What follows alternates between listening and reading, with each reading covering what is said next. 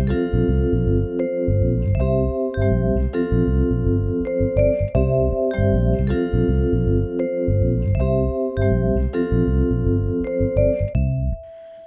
and welcome back to this week's episode of the Draw Pod. It's me, your host, Elyse.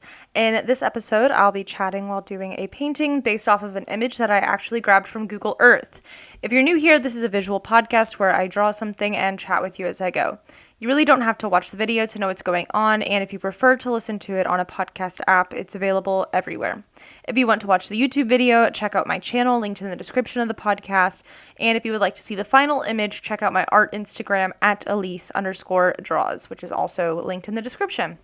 So yes, for this week's episode, I went on to Google Earth, and I pulled up a place in Costa Rica to draw. It was really fun. I've seen a couple of artists do this in the past. I actually just did another one today when I'm recording this. But yeah, I hope to fill up my sketchbooks with drawings from Google Earth. I just love the idea of it. It's exactly what I've been looking for. I love to draw plants, and I only have so many plants around me. And I want to draw more like foliage, not just like one single leaf of a plant or a house plant or something. And then I also like to draw like houses and buildings and structures along with the plants. So anyway, I'm really excited to dive into it more. But yeah, before we get into all of my usual art ramblings, I'm going to go through the weekly segments, which are a life update, artist of the week, and a book update. As for a life update, it is confirmed I did not get the job, but they sent me a very nice email, so that was very nice of them. And that's okay. They said I was a wonderful candidate. I was an exceptional candidate, and that made me feel good. That was really one of my first big interviews that I've done, and I guess the closest I've been to snagging a job. But I'm proud of that, and I might have an opportunity to work with them in the future if I do not have a job at some point. So, yes, or if I haven't been hired yet. Anyway, so that's really cool. Really great process. I had just doing that with them. So, I'm okay. I'm not upset about it. I just got to get back into figuring things out, probably applying some. I'm feeling a lot better this week, and I guess with the start of a new year, it's just I feel a little more energized and just ready to get into it and make things happen, especially before the class of 2021 graduates, when I will have to start competing with them to find a job. So we're trying to do that by April.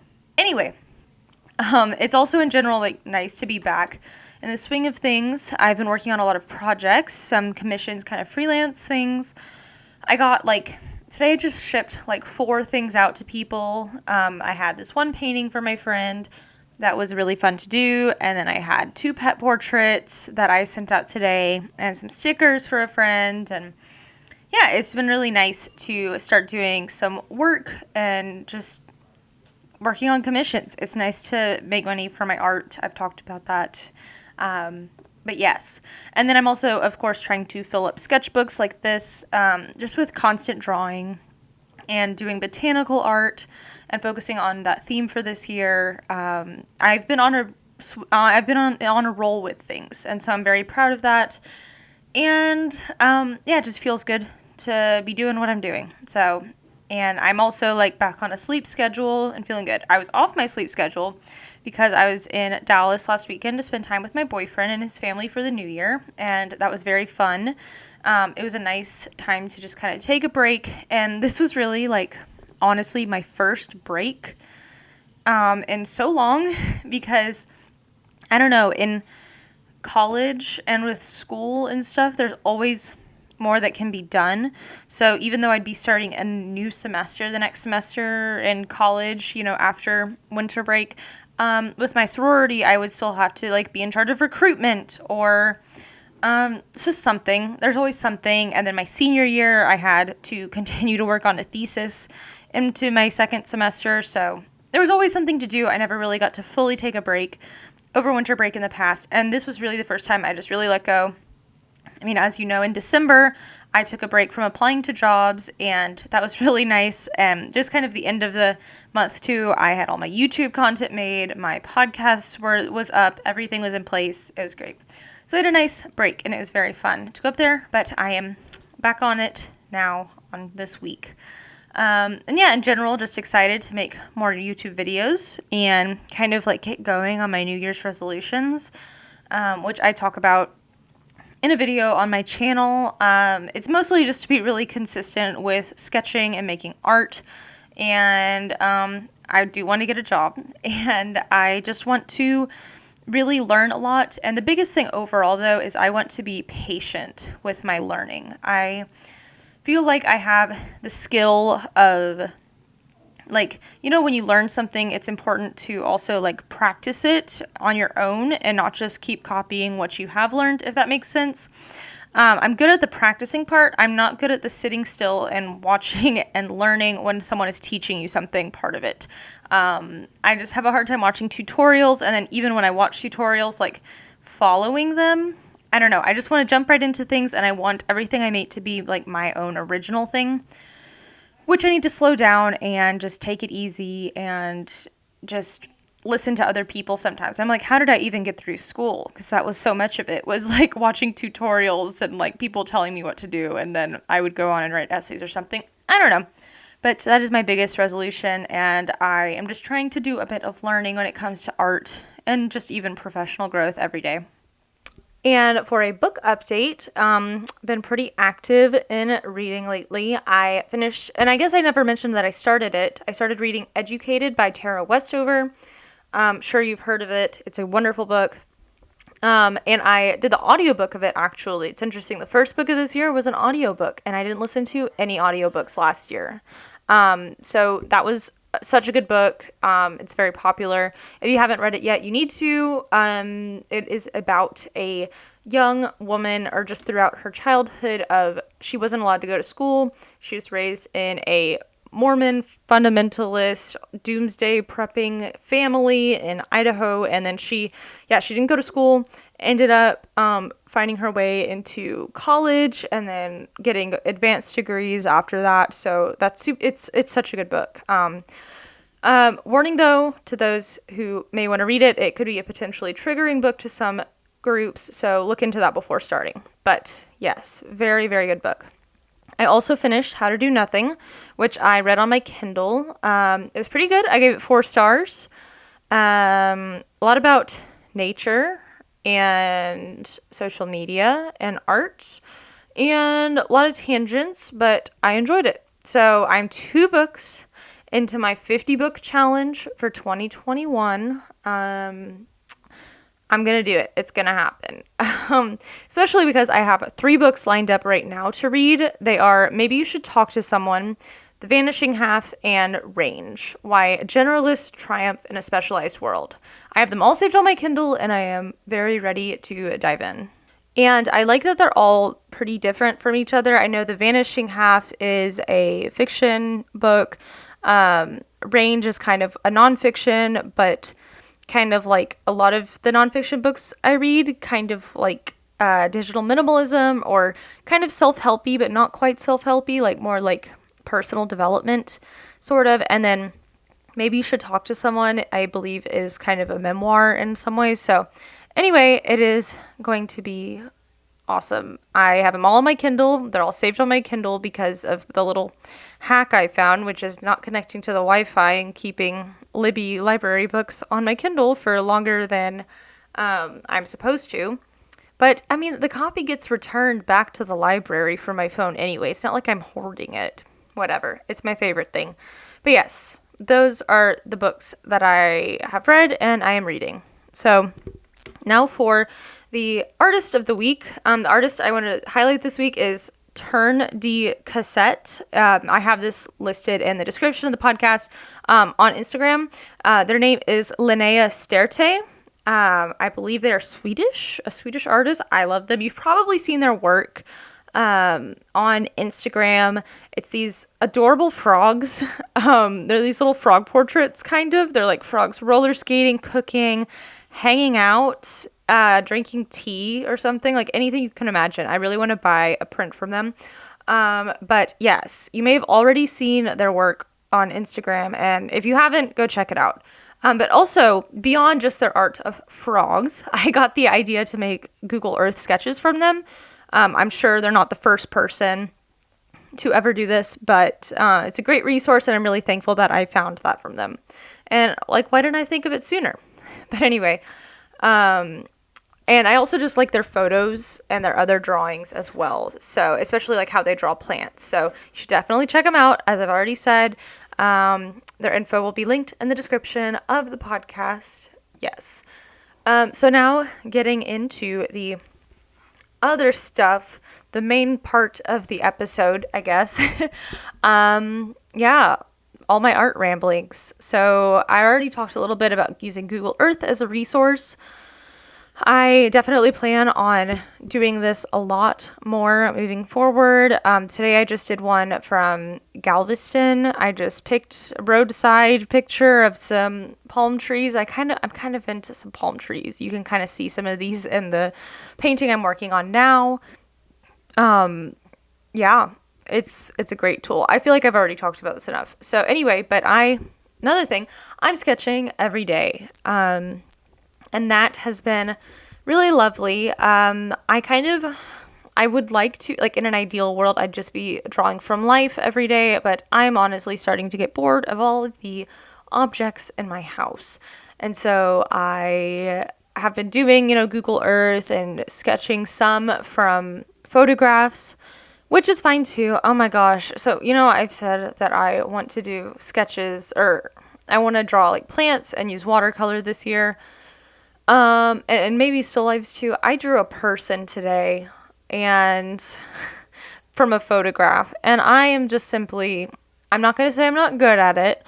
I will say I have a lot of work to go with, just rendering people, especially people that I'm close to and that I know. It's very difficult for me to paint them or draw them and like how it turns out. I'm sure a lot of artists have this issue too, with that it's just like you just know them so well and you feel like you're not capturing it accurately.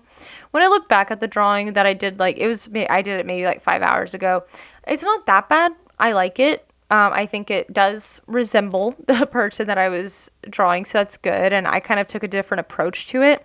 This time I tried to tackle it more like I was drawing something like you're seeing now, like referencing a photo of like a landscape or something, instead of getting stressed out and drawing it like I've always thought I should draw a face, kind of thinking of it more structurally. I've been told my drawing is sometimes, in my like drawings of plants and things, seem very like architectural, and maybe that's kind of the thing here in play. I don't really know, but again, it's kind of like I talked about last week a little bit. I enjoyed the process of it. It was kind of frustrating, but something good to spend a lot of time on.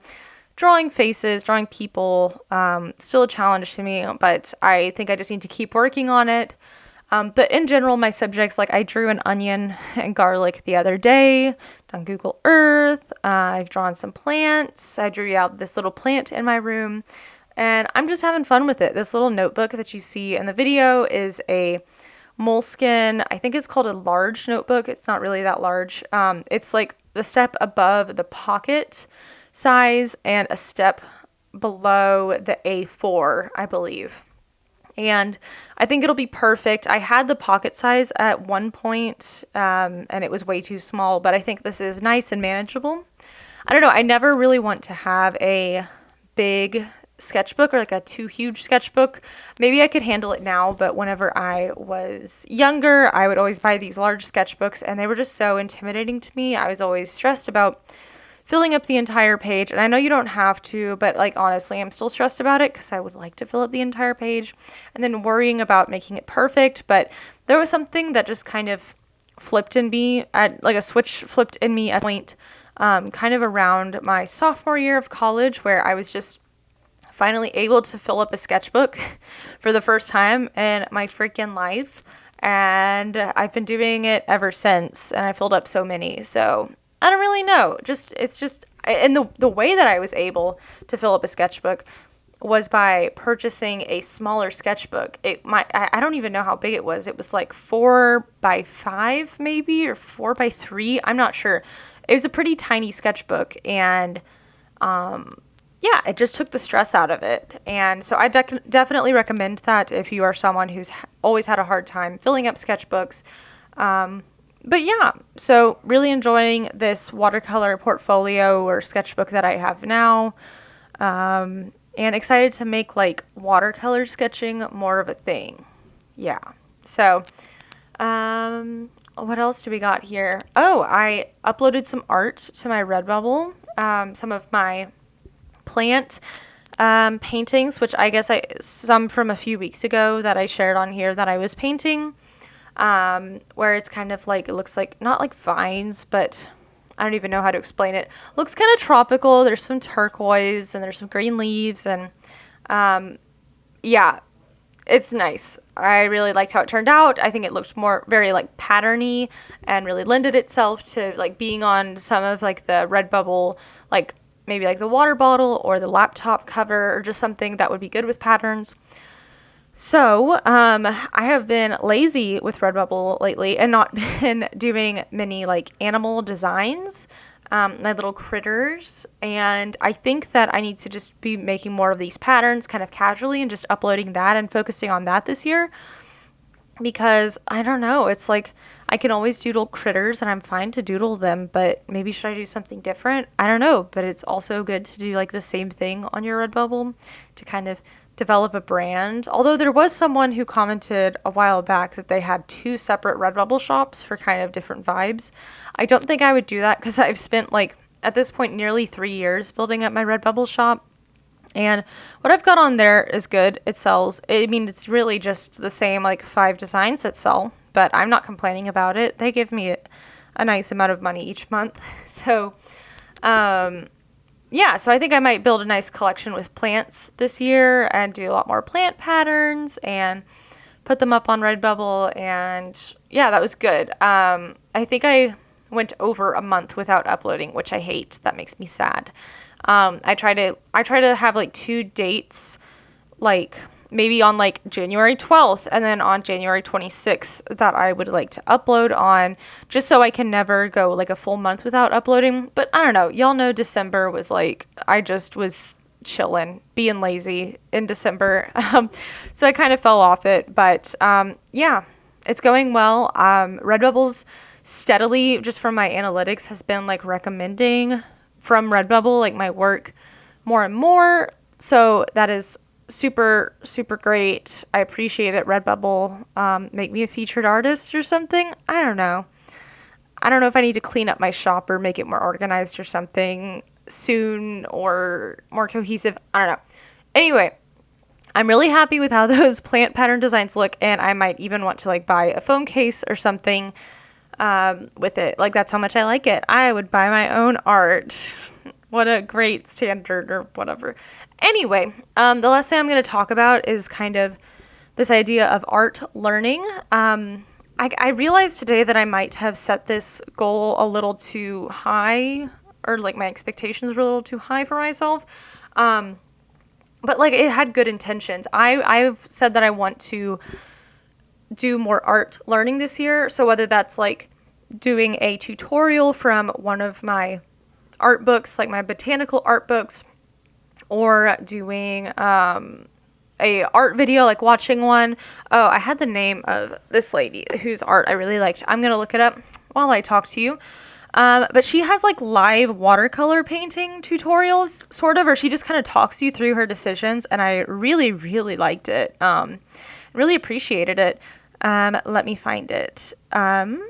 Okay, I can't see it right here. I'll go back to my history. But yeah, I just want to spend an hour a day. I'll probably knock it down to 30 minutes a day, just practicing and learning. Because if I do spend like an hour a day, that's like, you know, if I miss some days here and there, that's still like 300 hours put in to specifically studying watercolor or just botanical illustration. And I think that is amazing. So I need to get on to that and just work on studying more. Kind of, you know, like old, like I'm in art school still, right? You know? Anyway. Okay, it's Laurel Hart. I will link her in the description. Like the one I'm watching right now is called Painting Value Patterns Accurately in Watercolor. It is amazing. Very helpful. And I don't know, I just, as you can probably tell, I mean, maybe you can't, but if you know how to paint with watercolor or went to art school or something and you know anything about watercolor, I guess I didn't ever really get like an actual instruction on how to paint with watercolor. I've just kind of done it my own way and figured it out over time. And this is with the whole thing. I need to slow down and I need to take my time and I need to learn from people. And for a long time, I was like, I don't want to learn how to do watercolor from these like ladies who just sit for hours and hours and hours and paint these soft, beautiful, detailed paintings and follow these methods of doing it. I want to do my own thing. But of course, you gotta learn the rules to break them, or you gotta know the rules to break them. And that's kind of where I'm at right now. And I'm like, honestly, I would love to just have the ability to paint anything or anywhere close to like where they're painting or how their skill level. So that's something I've got to work on. But her videos are like an hour or so long. And so I think that'll be a good way to fill up the time. I don't need to necessarily like do the tutorial along with her, but I'm just learning so much from even just listening to her and watching her and seeing like in real time how you're supposed to do a painting, I guess, with like the under painting and the other layers and like isolating whites and stuff in it. So yeah, well, I think this was a fabulous episode of the podcast. I had a lot of art things to blabber about this week, and that's good. Yeah, I've had a fun art week. Next week, I'm going to try and probably focus more. I mean, I'm probably going to do like Monday, Tuesday, Wednesday, or like Monday, Tuesday, just be like heavy art days for me, and then have like Wednesday, Thursday, Friday, or Thursday and Friday be more like job search related or just professional development. I don't like to call it just job search because it's hard for me to sit down. I might have mentioned this last episode, but it's hard for me to sit down and just apply to jobs for like 2 or so hours a day, or even if I tried to do any longer than that. So I like to call it professional development and do things like networking calls or reaching out to people or going to like a talk or like a Zoom talk or something where they like talk about ethics in freelance or how to find a job or, you know, what are your craziest workplace stories, things like that. I've been able to find some and yeah. So I'm trying to label it as kind of a more general category or like updating my portfolio, which I did this week. And I think it looks pretty great. You should check it out. It is elysedraws.com. I just decided to go in and do 3 sections. When you go to my website, it's instead of just having all my like design and illustration work on one page, which is how a lot of people recommended I do it, I changed it up and I said I want 3 main boxes you can click. One is for illustration work, one is for my graphic design work, one is for my content creation, like my YouTube and podcasts and social media. And then at the bottom, I have a button you can click where it'll just show you everything. But with just those 3 categories, it breaks into like more separate pages because I want a decent number of examples of my illustration work for people to click on. And I want a decent number of graphic design examples for people to click on. And I just didn't want to limit myself to that. I know, like, I don't know. The other option was making a separate website for my illustration, but I currently don't have the money for that and don't really have the need for that since I'm not like a really active working illustrator. Anyway, check out my portfolio. Check out the finished image of this painting on my art Instagram at Elyse_draws. I like how it turned out. I thought that I didn't like how this turned out at first, but it has grown on me since. Also, my grandma said she liked it, so that made me like it more. Anyway, thanks so much for listening to this week's episode. I appreciate you. I appreciate your ears and your time. And make sure to give this video a like, leave a comment. And if you're listening to this on a podcast app, make sure to leave a review. So again, thanks so much. Appreciate you. And I will see you on Tuesday for my next YouTube video or on next Saturday for the next episode of the Drop Pod. Bye.